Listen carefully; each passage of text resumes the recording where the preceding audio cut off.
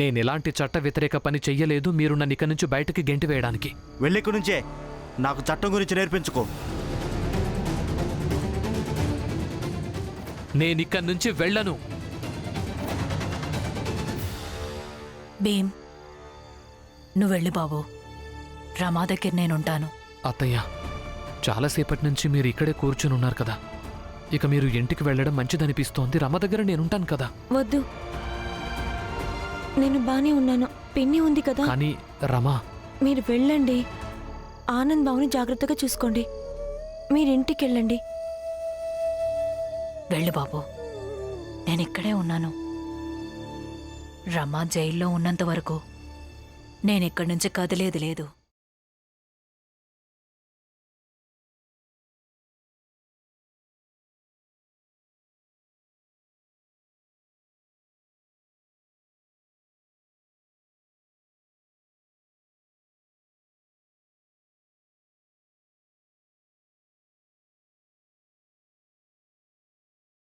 ఈ భీమ్ లాంటి మొండివాణ్ణి నేను ఎప్పుడూ చూడలేదు. ఎలా చూడగలరు? నా భర్త భీమ్రావ్ అంబేద్కర్ లాంటి వాళ్ళు ఈ ప్రపంచంలో ఇంకెవరూ లేరు. ఇక పదే పదే క్షమాపణ పత్రం గురించి మాట్లాడుతున్నారుగా. ఒకరోజు మీరే స్వయంగా నా భర్తకు క్షమాపణ పత్రం రాసిస్తారు. ఆ రోజు ఎప్పటికీ రానే రాదు. చూద్దాం.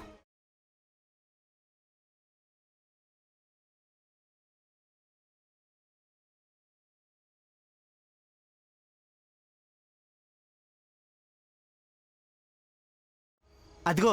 ఏ భీమ్రావ్, ఏమైంది? డబ్బులు ఏమైనా ఏర్పాటయ్యాయా లేదా? చెప్ప భీమ్, స్టేషన్లోంచి రమను విడిపించి తీసుకురాలేదా? భీమ్, డబ్బులేమైనా ఏర్పాటయ్యాయా బాబు? అవ్వలేదనుకుంటా. ఒకవేళ అయ్యుంటే తను గెంతులేస్తూ మరి అందరికి చెప్పేవాడు కదా తను డబ్బులు ఎలా ఏర్పాటు చేశాడు. అసలు నువ్వేమంటున్నావు? ఇతని పేరు భీమ్రావ్. ఇతనికి కేవలం ఉపన్యాసాలు ఇవ్వడమే తెలుసు. అలాగే ఇతని సమస్యను ఇంకెవరైనా తీర్చాలని ఎదురు చూస్తూ ఉంటాడంతే. లేకపోతే తను ఎలాంటిది చేస్తాడంటే అందరికందరూ ఆపదలో ఇరుక్కునేలా. హితేష్, నువ్వింకేం మాట్లాడకు. నువ్వు ఎప్పుడైనా ఎవరికైనా సహాయం చేశావా? కేవలం ఉపన్యాసాలు ఇవ్వడం కోసం బయలుదేరతావంతే. అయితే తనన్నది నిజమే కదా. అలాగే నాకు కూడా అనిపించడం లేదు ఈసారి భీమ్ డబ్బులు ఏర్పాటు చేయగలడు అని. అయితే ఆనంద్ కూడా హాస్పిటల్లోనే ఉంటాడు. అలాగే రమ కూడా జైల్లోనే ఉంటుంది. భీమ్రావ్, డాక్టర్ గారు ఏమన్నారంటే డబ్బులు మొత్తం జమ చేయనంత వరకు ఆయన్ని హాస్పిటల్ నుంచి వెళ్ళనివ్వరట. ప్రచండ్ దేవ్ గారి మాట విను, శుద్ధీకరణ చేయించుకోండి. ఇంకా ఆలోచించడం వల్ల ఎలాంటి ప్రయోజనం లేదు. మన దగ్గర మరో మార్గం ఏదీ లేదు.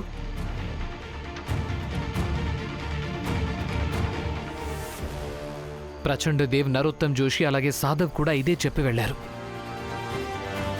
కానీ నేను శుద్ధీకరణ చేసుకోను, ఎందుకంటే నేను అశుద్ధంగా లేను. ఇక ఏం జరిగినా సరే. మీ అన్నయ్య హాస్పిటల్లోనే పడున్నా సరే, అలాగే నీ భార్య ఉంది కదా, తను జైల్లో బందీగా ఉన్నా సరే. నేనిప్పుడు చాలా ఆందోళనలో ఉన్నాను. దీనికి నన్ను ఏదైనా పరిష్కారం వెతకనివ్వండి.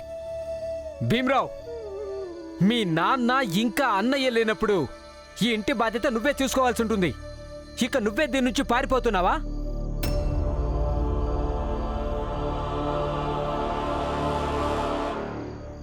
నువ్వాడికి అనుభూతి ఇలా కలిగించావంటే ఈరోజు వాడి తండ్రి అలాగే వాడి అన్న తనకు తోడుగా లేరని వాడు అలాగే ఆగిపోతాడు. వాడికి వెంటనే వాడి ఇంటి బాధ్యతలేంటో అర్థమవుతాయి. మేమెలాగూ వాడి మీద ఒత్తిడి తెస్తున్నాం. అందరి ఎదురుగా అతను ఆదర్శవాదిగా తిరుగుతూ ఉంటాడు కదా.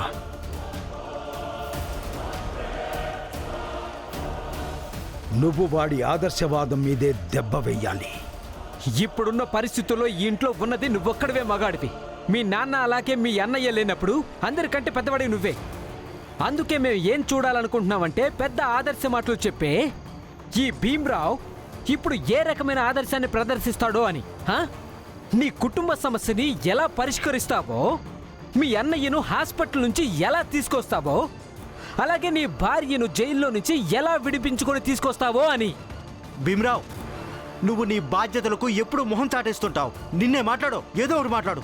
అసలు ఇతని ఉద్దేశం ఏంటంటే తనేవి మాట్లాడుకుంటే దాంతో తన తప్పు కప్పిపెట్టొచ్చని, మనందరం నోరు మూసుకుంటామని, ఇక తను తన బాధ్యత నుంచి తప్పించుకోవచ్చని. ఇతనికి తెలివెక్కువే. నువ్వన్నది నిజమే హితేష్ అన్న, ఇతను ఒక పిరికివాడు. ఆలోచించుకో భీమ్రావ్. ఒకరు మీ నాన్న ఉన్నారు, ఆయన ఈ ఇంటి కోసం ఈ ఇంటికి దూరంగా సర్కస్ లో వెళ్ళడానికి సిద్ధపడ్డారు. అలాగే మీ అన్నయ్య 2 రాళ్లు సంపాదించడం కోసం రోడ్డు మీద తనని తను కొరడాతో కొట్టుకున్నాడు. ఇక నువ్వు ఈ ఇంటి కోసం శుద్ధీకరణ చేయించుకోలేవా? అయినా శుద్ధీకరణ ఒక మోసమే అయితే శుద్ధీకరణ ఎందుకు చేయించుకోవడం లేదు? పెద్ద తేడా ఉంటుంది. నువ్వు ఎలా ఉన్నావో అలాగే ఉంటావు. కానీ మన సమస్య అయితే తొలగిపోతుంది కదా. శుద్ధీకరణ చేయించుకో. శుద్ధీకరణ చేయించుకో. నువ్వు తప్పు శుద్ధీకరణ చేసుకోవాలి. నువ్వు చేసుకోవాల్సిందే. శుద్ధీకరణ చేసుకోవాల్సిందే. శుద్ధీకరణ చేయించుకో. శుద్ధీకరణ చేసుకోవాలి. శుద్ధీకరణ చేసుకో. శుద్ధీకరణ చేయించుకో. నువ్వు తప్పు శుద్ధీకరణ చేసుకోవాలి. నువ్వు చేసుకోవాల్సిందే. శుద్ధీకరణ చేసుకోవాల్సిందే. శుద్ధీకరణ చేయించుకో. శుద్ధీకరణ చేసుకోవాలి. శుద్ధీకరణ చేసుకో. శుద్ధీకరణ చేయించుకో. నువ్వు తప్పు శుద్ధీకరణ చేసుకోవాలి. నువ్వు చేసుకోవాల్సిందే. శుద్ధీకరణ చేసుకోవాల్సిందే. శుద్ధీకరణ చేయించుకో. శుద్ధీకరణ చేసుకోవాలి. శుద్ధీకరణ చేసుకో. శుద్ధీకరణ చేయించుకో. నువ్వు తప్పు శుద్ధీకరణ చేసుకోవాలి. నువ్వు చేసుకోవాల్సిందే. శుద్ధీకరణ చేసుకోవాల్సిందే. శుద్ధీకరణ చేయించుకో. శుద్ధీకరణ చేసుకోవాలి. శుద్ధీకరణ చేసుకో. నువ్వు చేసుకోవాల్సిందే. శుద్ధీకరణ చేసుకోవాల్సిందే. శుద్ధీకరణ చేసుకో భీమ్రావ్. ఆపండి. అంతా నోరు మూసుకోండి. సహాయం చేయాల్సి వస్తే ఎవరి దగ్గర నుంచి ఒక్క పైసా కూడా రాదు. కానీ బాధ్యతల పాఠం చెప్పడానికి గొంతు చించుకుంటున్నారా? వెళ్ళండి ఇక్కడి నుంచి. తనను ఒంటరిగా వదిలేయండి. వెళ్ళండి.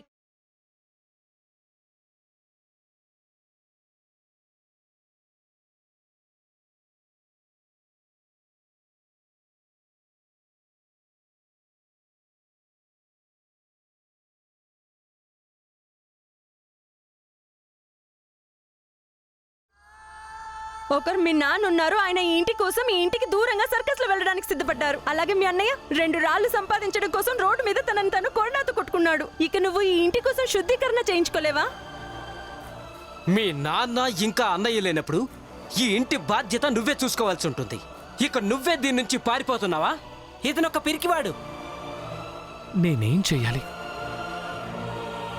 ఏం చెయ్యాలో నాకు అర్థం కావటం లేదు. నాన్న, నాన్న, మీరిలా వదిలేసి వెళ్లకుండా ఉండాల్సింది. మీరు లేకుంటే నేను చాలా బలహీనుడిగా అనిపిస్తున్నాను నాన్న. మీరెప్పుడు అంటూ ఉండేవాళ్ళు కదా,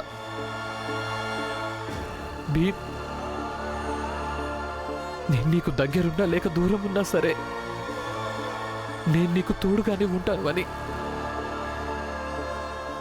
ఈరోజు మీతో చాలా అవసరం ఉంది నాన్న, కానీ మీరు లేరు. మీరు చెప్పినవన్నీ ఇప్పుడు అబద్ధాలనే అనుకుంటాను.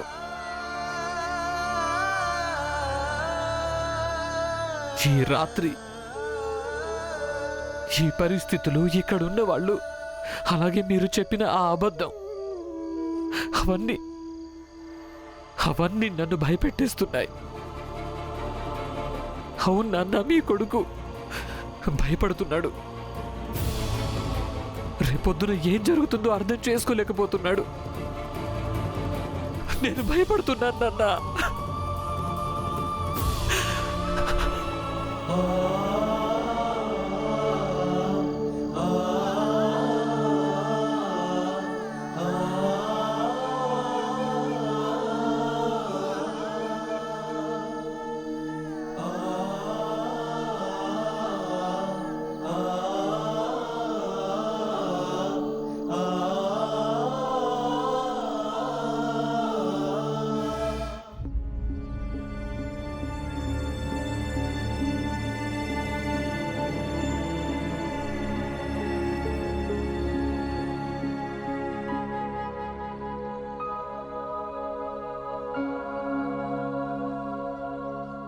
రండి రండి, ఇక్కడికి తీసుకురండి. జాగ్రత్త జాగ్రత్త, జాగ్రత్తగా తీసుకురండి.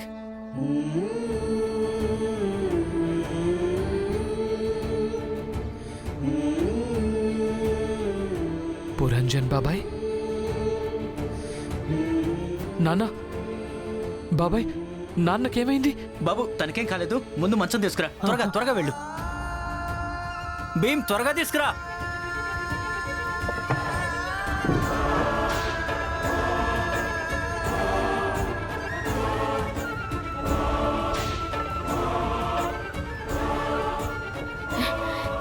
దీనికి? నాన్న నాన్న నాన్న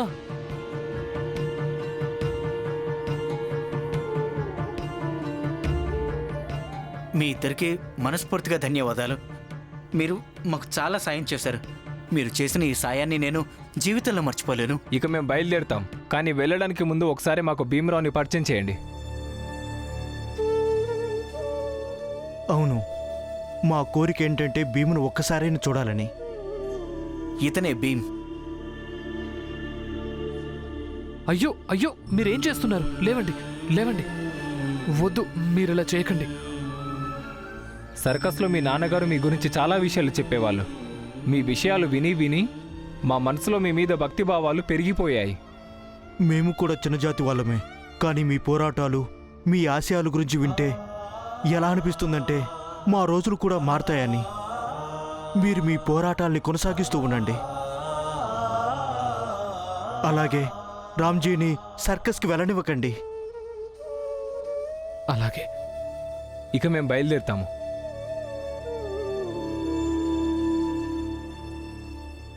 బాబాయ్, నాన్నకేమైంది?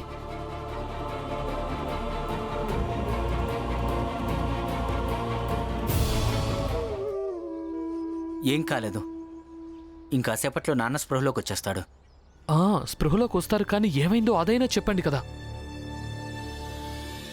ఏమైందా? నీకిప్పటికీ అర్థం కావడం లేదా భీమ్? ఆయనకి వయసు అయిపోయింది. అయినా ఉరుకులతో పరుగులతో పని చేయడానికి వెళ్తూ ఉంటారు. ఎందుకంటే తన చిన్న కొడుకు ఏమీ సంపాదించాడు కాబట్టి. కష్టపడి కష్టపడి ఆయన ఆరోగ్యం చెడిపోయింది. ఇంకా ఆయన ఏం సంపాదించగలరు? అంతకంటే ఎక్కువగా ఆరోగ్యాన్ని నయం చేసుకోవడానికి ఖర్చు అవుతుంది. ఇక ఆయన తనని తాను కొరడాతో కొట్టుకొని 2 రాళ్ళు సంపాదించే పనిలో ఆసుపత్రిలో చేరిపోయాడు. నిన్నటి నుండి ఆందోళనగా ఉంది. ఏంటి, ఆనంద్ కూడా ఈ పని చేశాడా?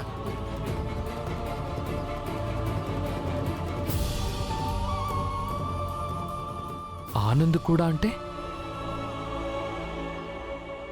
దీనికి అర్థం ఏంటి బాబాయ్?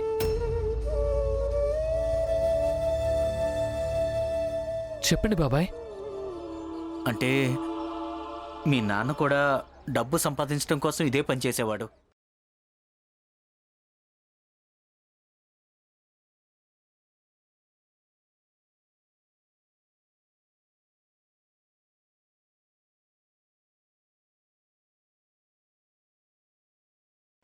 నేను తనని ప్రతిరోజు ఈ పని చేయొద్దని వారించేవాణ్ణి. అలాగే నేను ఎన్నోసార్లు ప్రయత్నించాను. ఇంట్లో ఉన్న మీ అందరికీ ఈ విషయం చెప్పాలనుకున్నాను. కానీ భీమ్, మీ నాన్న ప్రతిసారి నాకు ఏదో ఒకటి చెప్పి నా నోరు మూయించేవాడు. తమాషా చూపిస్తున్న సమయంలోనే ఒకసారి ఒక సర్కస్ వాడి దృష్టి మీ నాన్న మీద పడింది. తను రామ్జీకి ఏం చెప్పాడంటే, నువ్వు ఇదే పని మా సర్కస్లో చెయ్యి, నీకెక్కువ డబ్బులు వస్తాయన్నాడు. ఎంత ఎక్కువగా నువ్వు గాయపరుచుకుంటే అంత ఎక్కువ డబ్బులు వస్తాయన్నాడు. దాంతో రామ్జీ ఎక్కువ డబ్బులనే మాట విని సరే అన్నాడు. విధి లేక నేను కూడా తన వెంట వెళ్లాల్సి వచ్చింది. అక్కడ ప్రతిరోజు తనని తాను గాయపరుచుకునేవాడు. అలాగే ప్రతిరోజు ఆరోగ్యం చెడిపోతుండేది. ఆ తర్వాత నిన్న సాయంత్రం తనని తాను గాయపరుచుకోవటానికి కొరడాతో కొట్టుకుంటూ హఠాత్తుగా కింద పడిపోయి స్పృహ తప్పిపోయాడు. డాక్టర్కి చూపిస్తే బలహీనత కారణంగా తనకి తల తిరిగింది. స్పృహలోకి రావటానికి కనీసం 1 రోజైనా సమయం పడుతుందన్నాడు. అప్పుడు నేనేమనుకున్నానంటే, రామ్జీని ఇంటికి తీసుకెళ్ళటానికి ఇదే మంచి అవకాశం అనుకున్నాను. ఎందుకంటే స్పృహలో ఉన్నప్పుడు రామ్జీ ఎప్పుడు ఇంటికి వెళ్ళటానికి సిద్ధపడేవాడు కాదు. అందుకే నేను ఈ 2 మంచి వ్యక్తుల్ని సాయం చేయమని అడగటంతో వీళ్ళిద్దరూ మీ నాన్నని ఎత్తుకొని ఇక్కడి దాకా తీసుకొచ్చి ఇంటికి చేర్చారు. లేదంటే రోజు రామ్జీ తనను తాను గాయపరుచుకుంటూ కష్టపెట్టుకుంటుంటే నేనేమో కేవలం పరాయి వాళ్ళలాగా తమాషా చూస్తూ ఉండేవాడిని.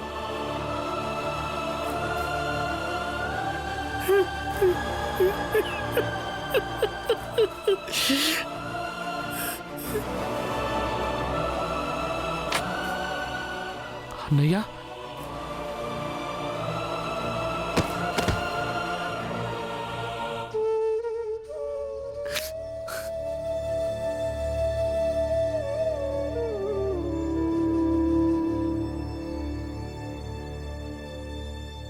జీజాబాయ్, నా దగ్గర కొంత డబ్బుంది. దీన్ని నీ భర్తే స్వయంగా సంపాదించాడు. వేరే వాళ్ళ భర్తలు కష్టపడి చెమటోడ్చి సంపాదించి తమ భార్యలకిస్తారు. కానీ నీ భర్త మాత్రం రక్తం ఓడ్చి డబ్బు సంపాదించాడు. నొప్పిని గాయాల్ని తమాషాగా మార్చేసి ఈ డబ్బు సంపాదించాడు. ఈ డబ్బు నీ దగ్గర ఉంచుకో. నువ్వేం చేసుకుంటావో చేసుకో.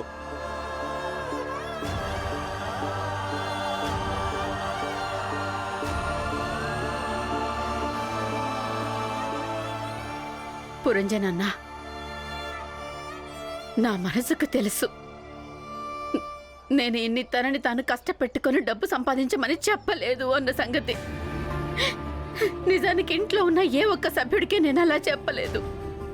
కానీ ఈ ఇంట్లో నా మనసు గురించి ఎవరికీ పట్టదు. అందరికీ ఇదే అనిపిస్తుంది, జీజాబాయ్ డబ్బు డబ్బు డబ్బు అంటుందని. కానీ అది ఎందుకో ఎవరు అర్థం చేసుకోరు.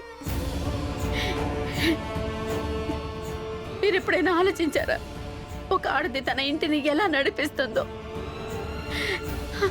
అదే ఇంటిని నడిపించడం కోసమే నేను చెప్తూ ఉంటాను డబ్బు సంపాదించండి అని. అది ఆలోచించరు. అందరి దృష్టిలో నేనే చెడ్డదాన్ని. అయితే నేను చెడ్డదానిగానే మారతాను. డబ్బులు చేయండి.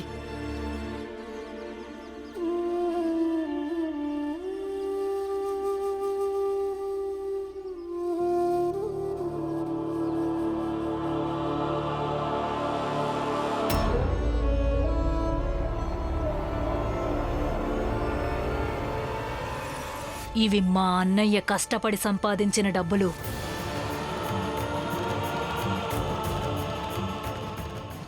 నాకివ్వు.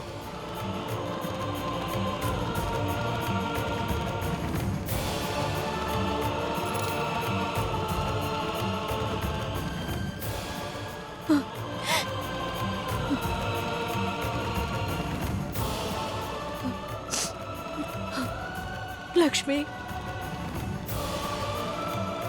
ఈ డబ్బులు తీసుకుని వెళ్ళి ఆనంద్ హాస్పిటల్ నుంచి తీసుకురా. భీమ్, ఇప్పుడు ఎన్ని డబ్బులు మిగిలాయంటే మనం రమాను జైలు నుంచి తీసుకురాగలం.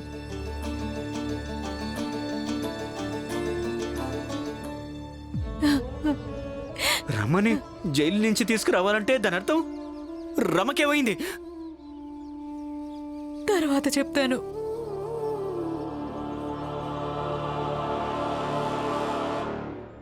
మీ అందరికీ చాలా బాధ అనిపిస్తోంది కదా? నిన్న రాత్రి నుంచి ఇదే అంటున్నారు. భీమ్ ఏమీ చెయ్యడని, తనకు బాధ్యతల గురించి పాఠం చెప్పారు. కానీ చూడండి, రామ్జీ అన్న వచ్చేశాడు. ఒక తండ్రి తన కొడుకు ముందు పెద్దరికంతో నిలబడిపోయాడు. ఇక భీమ్కు శుద్ధీకరణతో అవసరం లేదు. నిజానికి మీ అందరి మెదళ్లకే అవసరం అవుతుంది శుద్ధీకరణ.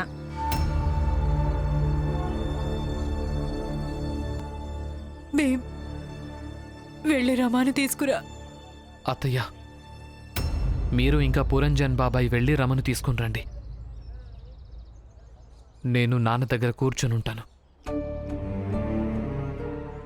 ఆయనే నా ప్రపంచం అనుకొని ఆయన ముందు కూర్చుని ఏడుస్తూ ఉంటాను. ఇదే నా అసలైన శిక్ష అవుతుంది. మీరు వెళ్ళండి, అలాగే నన్ను ఏడవనివ్వండి. లక్ష్మి, వెళ్ళు ఆనందం తీసుకురా.